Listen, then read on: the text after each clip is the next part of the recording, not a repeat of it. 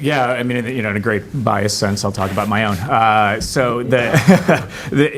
But a very specific portion of it, as kind of an example of what we're trying to do to get exactly to that point is we're currently rewriting our next version, our next revision of a document called Special Publication 863, which used to be called Electronic Authentication Guidance. We're now calling it Digital Authentication Guidance, a little signal of how we are actually maturing in this space and realizing the very specific things that we're trying to do.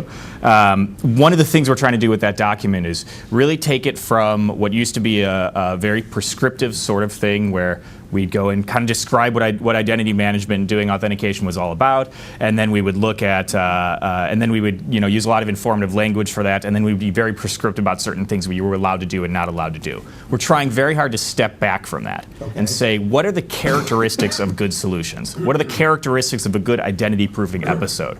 What are the characteristics of a good authentication solution that can be brought into government and used by agencies? And to talk about how, well, look, this is a superior piece of evidence, or this is a strong piece of evidence, or weak, or unacceptable, or adequate, rather than talking about you have to bring one of the following 8 pieces of paper or 8 forms of evidence. Right. It speaks to the way that we are maturing, the way that agencies have matured, and the way that they approach this. And our goal in this really is to be about future proofing.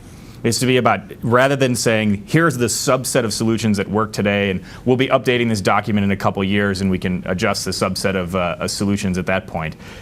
That doesn't work. Right. That doesn't allow for innovation in the way we want. And so when we can talk about performance and we can instead set the characteristics of a good solution, when a new one bubbles up, agencies can put into their procurements. Agencies can look at what the actual characteristics need to be, put them into their procurements and say, if you meet these characteristics, if you can describe to us that you meet these characteristics, we know that we are in fact meeting the NIST guidelines. Excellent. It's like the NIST show. Yeah, and, so actually in the coming fiscal year, our office, which is a sister group or sibling group to the NCCOE, the National Cybersecurity Center of Excellence, will be spending a lot more time building up our digital identity capacity and working on especially federal use cases. One of the things that we really focused on, so now we're just under 13 months in the creation of a new division at NIST, and it's the Applied Cybersecurity Division. I'll be bureaucratic just for a second. Okay. So that we have this computer security division we've had for a long time, and now we have the Applied Cybersecurity Division, and everyone was saying, well, why do you have 2 cybersecurity divisions? Right. And the reality is, for a long time, NIST has produced guidance in this space that we think is pretty good, and we generally do a good job working with stakeholders and do what we can to keep it up to date and modern.